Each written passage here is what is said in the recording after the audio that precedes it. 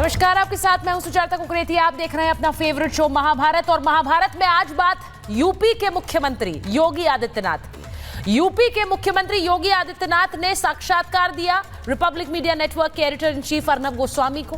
अर्नब से बातचीत में योगी आदित्यनाथ ने आज कई बड़ी बातें रखी हैं, ऐसी बातें जो कि अपने आप में हेडलाइन है। जी हां, अपने आप में सुर्खियां हैं, क्योंकि इन खबरों से ही आने वाले समय में आप सोचिए यूपी की राजनीति भी एक तरह से करवट लेगी, क्योंकि यूपी के मुखिया जो बड़ी बातें कर रहे हैं उनका महत्व कितना है, आज इस पर महाभारत कर रही हूं, क्योंकि खरी खरी सुनाई योगी आदित्यनाथ ने।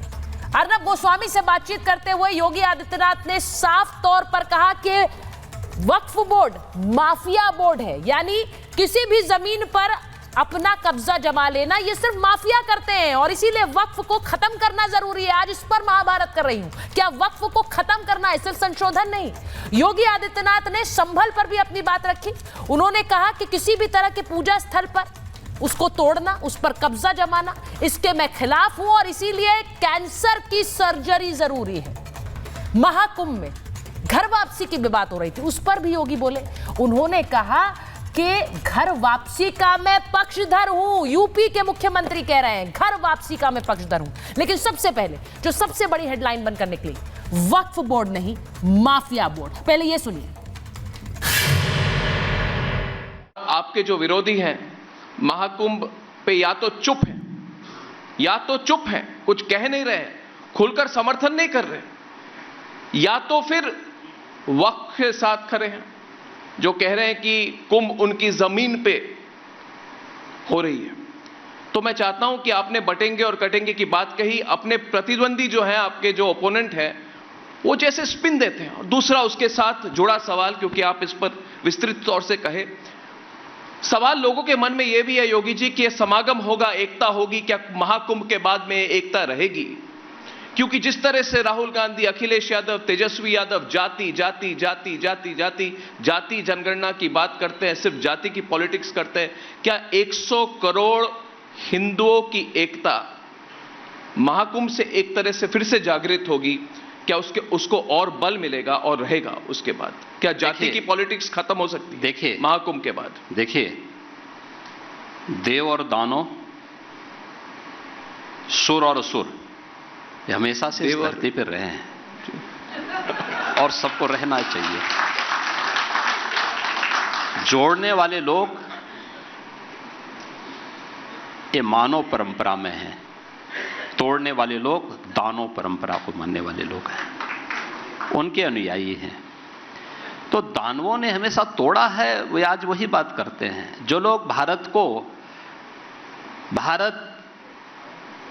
को डिस्कवरी ऑफ इंडिया से भारत को देखना चाहते हैं जी, जिनका नजरिया वह है जी, वे भारत को नहीं समझ पाएंगे, वे नहीं समझ पाएंगे।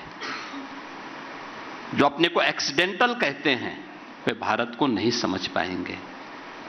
भारत को वही समझ पाएगा जो भारत की इस आध्यात्मिक परंपरा को, जो राम की परंपरा है, कृष्ण की परंपरा है, भगवान शिव की परंपरा है, शक्ति की परंपरा है, इस परंपरा के प्रति श्रद्धान्वित हो जी, वही भारत को जान पाएगा। एक और मुझे लगता है कि उसकी चिंता नहीं करनी है। देश की जनता जागरूक हो चुकी है, एक्सपोज हो चुके हैं लोग, इनको इससे ज्यादा नंगा करने की आवश्यकता नहीं है। हाँ, क्योंकि हमें तो कभी कभी डर लगता है कि कहीं इससे ज्यादा इनको और एक्सपोज करें तो कहां ये मुंह दिखाने लायक बचेंगे,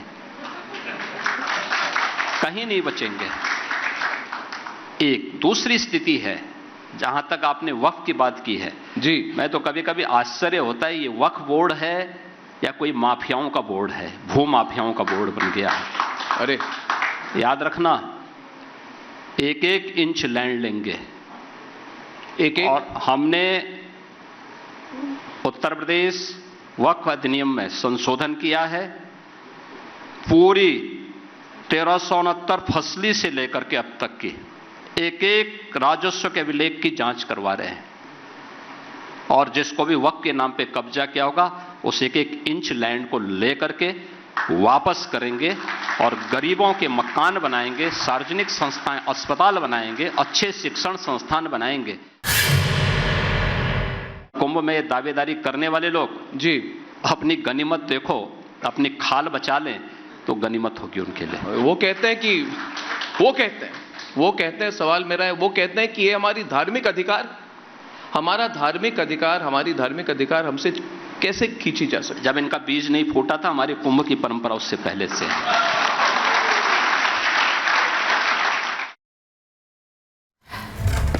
तो वक्फ बोर्ड पर बोले हैं योगी आदित्यनाथ, ये वक्फ नहीं माफिया बोर्ड है, हम एक एक इंच जमीन लेंगे, यूपी वक्फ अधिनियम में संशोधन हमने किया है।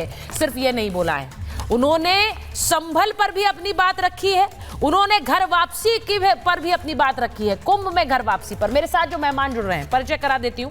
आप देख पा रहे हैं यूपी के पूर्व मंत्री, वरिष्ठ नेता बीजेपी के मोहसिन रजा साहब हमारे साथ जुड़ रहे हैं। हमारे साथ बीजेपी के प्रवक्ता सिद्धार्थ यादव जी हैं। हमारे साथ राजकुमार भाटी जी हैं, राष्ट्रीय प्रवक्ता समाजवादी पार्टी। बहुत दिनों बाद भाटी जी आप आए हैं, बहुत स्वागत आपका। हाजी मेहरुद्दीन रंगरेज हमारे साथ हैं, एमआईएम के प्रवक्ता हैं। मुमताज आलम रिजवी साहब हैं, इस्लामिक स्कॉलर हैं। लेकिन मैं शुरुआत रजा साहब आपके साथ कर रही हूँ, और इसलिए कर रही हूँ क्योंकि आपने योगी आदित्यनाथ की कार्यशैली को बहुत करीब से देखा है, आपने उनके साथ काम किया है। आप उस साक्षात्कार के समय भी वहीं उस हॉल में मौजूद थे जब योगी आदित्यनाथ कह रहे थे कि एक एक इंच जमीन वापस लेंगे। आपको लगता है योगी आदित्यनाथ ये कर सकते हैं, ये कर दिखाएंगे? क्योंकि वो खुलकर खरी खरी बोलते हैं, और वक्फ को लेकर आपने भी पिछले कुछ समय में कई बयान दिए।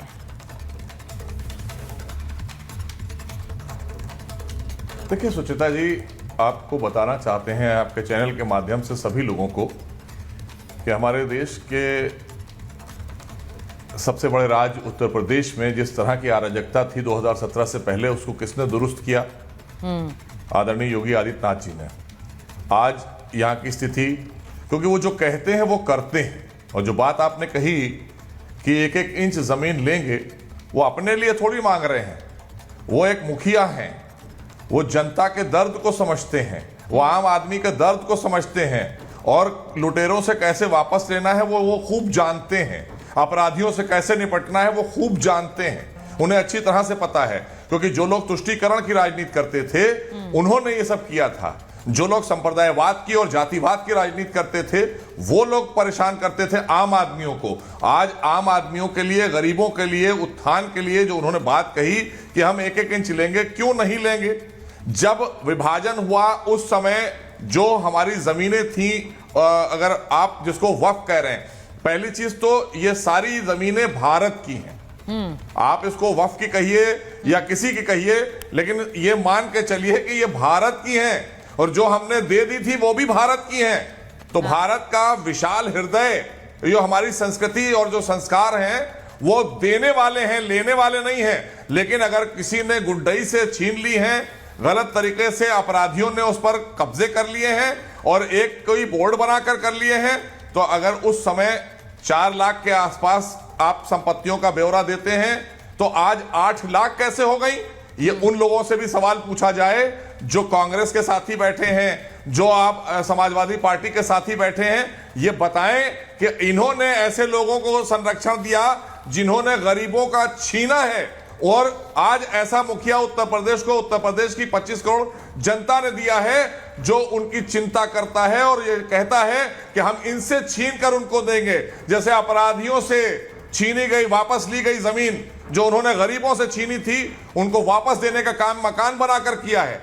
मुख्यमंत्री आवास योजना के तहत, जैसे देश के यशस्वी प्रधानमंत्री आदरणीय मोदी जी कर रहे हैं आज प्रधानमंत्री आवास योजना के तहत, ऐसे ही ये जमीनें जो वक्फ के नाम पर लूटी गई हैं अपराधियों और भूमाफियाओं के जरिए, उनको वापस लेकर गरीबों में जिनके हक और जिनके अधिकारों का हनन हुआ है, उसको वापस देने का काम करेंगे आदरणीय योगी सरकार में। आदरणीय योगी जी, उन्होंने अपराधियों को आज ध्वस्त किया, अपराधियों के हौसले पस्त किए।